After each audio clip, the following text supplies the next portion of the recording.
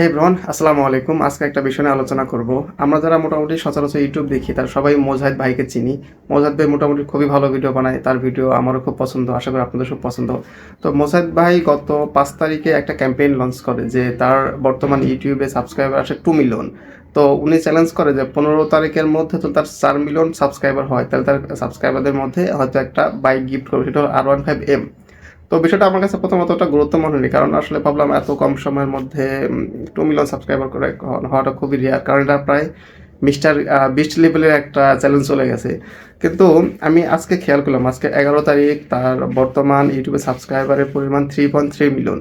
মানে ভাই চিন্তা করেন, মানে কি পরিমাণ এডুকেশন থাকলে মানুষ এত পরিমাণে সাবস্ক্রাইব করে। আসলে আমরা বাঙালিরা যারে ভালোবাসি ভাই, তারা মন থেকে ভালোবাসি একদম, কারণ এই এত অল্প দিনে 6 দিনে 1.3 মিলিয়ন সাবস্ক্রাইবার বৃদ্ধি পাওয়া মানে অনেক বড় বিষয়। বাংলাদেশে খুব কমই এমন ইউটিউবার আছে তাদের সাবস্ক্রাইবার এত অল্প সময়ে এতই হয়েছে। যদিও ভাই একটা ক্যাম্পেইন লঞ্চ করছে, এটা খুবই ভালো ইয়ে, কারণ আমি চাই যে তার সাবস্ক্রাইবারের মধ্যে থেকে বা ভিডিও যারা দেখে তাদের মধ্যে থেকে বাইকটা কেউ পাক। কারণ আমি নিজেও সাবস্ক্রাইব করে রাখছি ভাই, সে সত্যি কথা। কারণ এটা জাস্ট দিচ্ছে উনি উনি বরাবরই খুবই ভালো ভিডিও বানায়। ওনার ভিডিওগুলো সত্যি অনেক ভালো লাগে। তো আমি চাই যে আপনারাও ভিডিওগুলো দেখেন, এবং আমি চাই যে আপনাদের মধ্যে কেউ একজন এই বাইকটা পাক। তো আপনি যখন কোনো একটা ভালো কন্টেন্ট ক্রিয়েট করবেন বা ভালো কিছু তৈরি করবেন, আপনার পিছনে মানুষ সাপোর্ট দিবেই। ভালো কিছু করলে আপনার পিছনে মানুষ যে কোনোভাবে সাপোর্ট দিবে।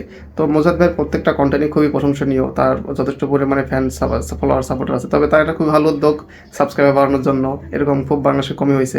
তো মিস্টার বিস্ট প্রায় কিছুটা এরকম করে থাকে তার সাবস্ক্রাইবারদের জন্য। তো জাস্ট বাংলাদেশেই প্রথম হয়তো মোজাদ ভাইয়া তার মানে সাবস্ক্রাইবের জন্য এত বড় একটা গিফট দিচ্ছে। তো দেখা যাক আগামী 15 তারিখে ইনশাল্লাহ মোজাদ ভাই কি করে এবং বাইকটা কার হাতে যায় সে বিষয়ে অবশ্যই একটা পরবর্তী একটা ভিডিও আপলোড দেবো আপনাদের। ততদিন ভালো থাকবেন, সুস্থ থাকবেন, আল্লাহ হাফিজ।